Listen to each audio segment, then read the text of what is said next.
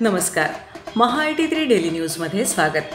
आज दिनांक 22 ऑगस्ट 2024. यंदाच्या वर्षी ठाणे जिल्ह्यात 1354 दहीहंड्या फुटतील. यात 1093 खाजगी तर 261 सार्वजनिक दहीहंडी असतील.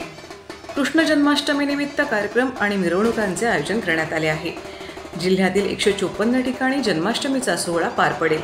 तसंच विविध परिसरातून 91 मिरवणुका काढण्यात येतील. तरुणाईच्या उत्साहाने भरलेला दहीहंडी उत्सव अवघ्या काही दिवसांवर येऊन ठेपला आहे.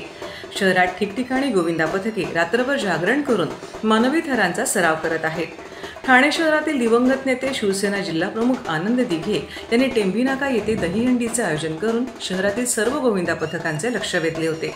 विविध राजकीय पक्ष आणि मंडळाच्या वतीने शहरात मोठ्या प्रमाणात गोपाळकाला हा सण साजरा केला जात आहे. दहीहंडी थरांचा विक्रम रचणाऱ्यांसाठी लाखो रुपयांची बक्षिसे लावली जातात. वर्तकनगर, टेंभी नाका, रहेजा गार्डन, भगवती मैदान या ठिकाणी मोठ्या प्रमाणात दहीहंड्यांचे आयोजन केले जाते. यासाठी मुंबईतील पथकांची चढाओढ असते. कल्याण, भिवंडी, वाघे इस्टेट, उल्हासनगरमध्येही दहीहंडी बांधल्या जातात. जिल्ह्यात यावर्षी 154 मंदिरांसह विविध ठिकाणी जन्माष्टमीचे आयोजन करण्यात आले आहे.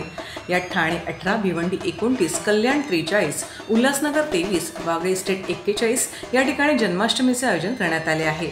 यावेळी विविध परिसरातून 91 मिरवणुकाही काढण्यात येणार आहेत.